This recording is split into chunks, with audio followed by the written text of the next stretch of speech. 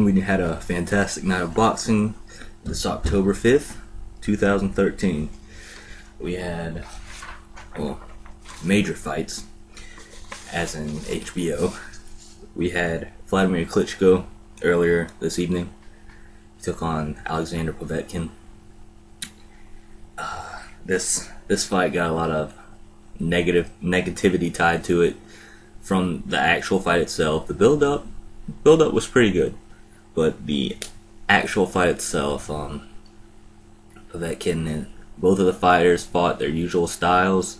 Klitschko doing a lot of holding in the fight.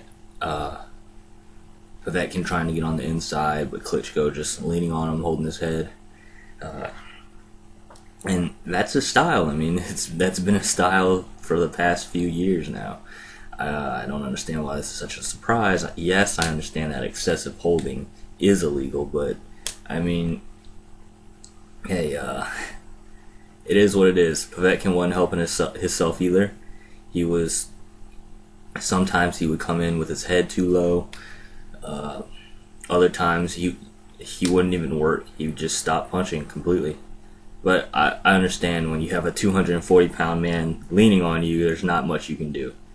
So, it won't look good for Klitschko when it comes to, outside press. HBO won't be having him on again. They gave him another chance. They're not having him back. But all in all, a good win by Klitschko. Great jab. He showed a lot of punch variation. And it was just, it was a very tedious fight. That's what I can say. Next, at the start of the night card for HBO, we had Terrence Crawford, lightweight champ. Excuse me, not yet, guys. Terrence Crawford, lightweight contender, took on Andriy Klimov. I think that's how you pronounce it. Anyway, both of them were undefeated coming into this fight. Klimov coming off of a win over John Molina, I think, and Crawford coming off his surprising win over Prescott and some other dude, I forgot.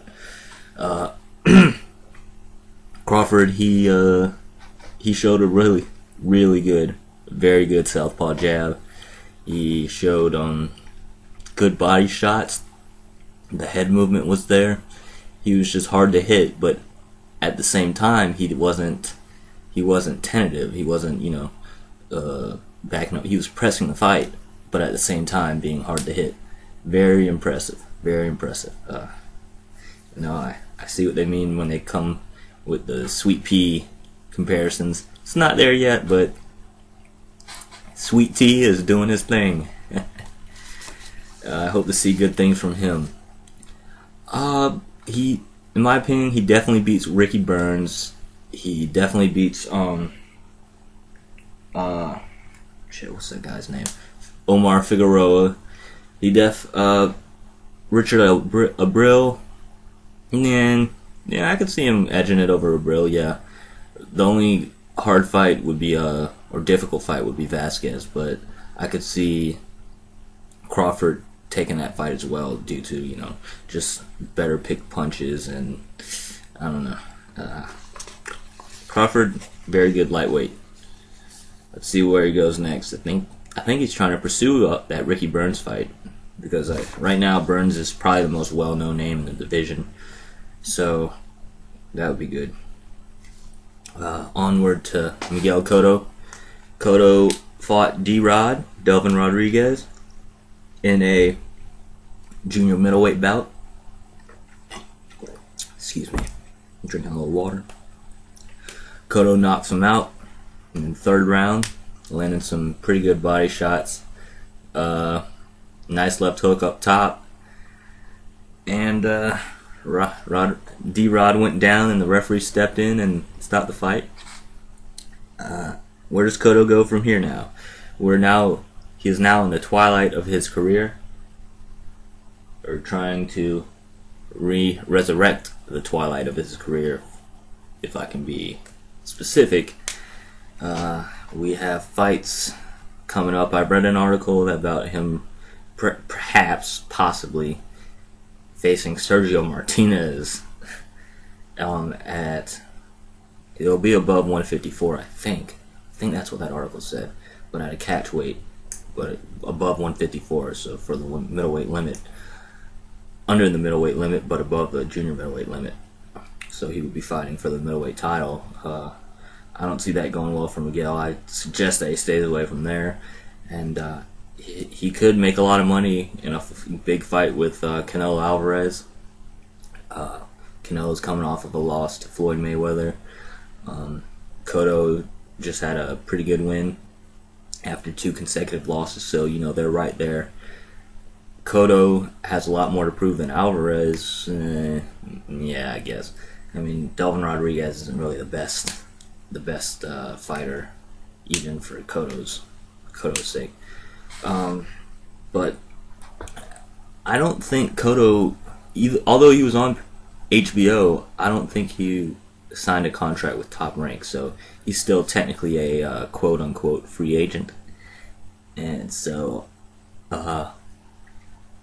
maybe he can jump from HBO to Showtime like this, doing it this way, and just picking the best fights that are there for him. Maybe he could fight Carlos Molina. Who else we got? Carlos Molina. That wouldn't be smart though. But if he wanted another title at 154, maybe Carlos Molina. But I'd say that the Canelo Alvarez fight would definitely be winnable for Cotto. He brings a lot of pressure, great timing. Man, Cotto's, oh my goodness, Cotto's jab, and it's not even, yes, it's a powerful jab, yes, everyone has that. But the timing of his jab, just watch. Every time, he just, God, he times that jab so well. It's just amazing to watch. But that's about it. Pretty good night of boxing.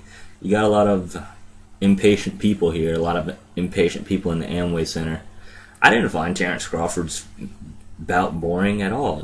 It was pretty cool. It was a good exhibition of his technique, seeing his creativity, like Roy Jones said. And then the Vladimir Klitschko fight, yes, it was excessive holding, and yeah, that's illegal, but when you break it down to the meat and potatoes, Povetkin, he wasn't able to adjust to anything. He just kept trying the same thing over and over again, and thanks to the ref, Vlad kept doing the same thing over and over again. But Klitschko did show a lot of punch variation. Lead left hook, straight right hand. He dropped Povetkin with a straight right hand, but it wasn't counted as a knockdown. Although throwing was counted as a knockdown. So, yeah, that's a good night. So, see you guys later. And Bradley Marquez coming up next week. Not sure if I'll make a video about it. I probably will. And this is between me and you. I'm not buying the fight, you know. Gotta save up for that Xbox One. It's a shame, but no, not too hyped about this fight. Although it's a good matchup, but we'll get to that next week if I make a video. See you guys later. Bye.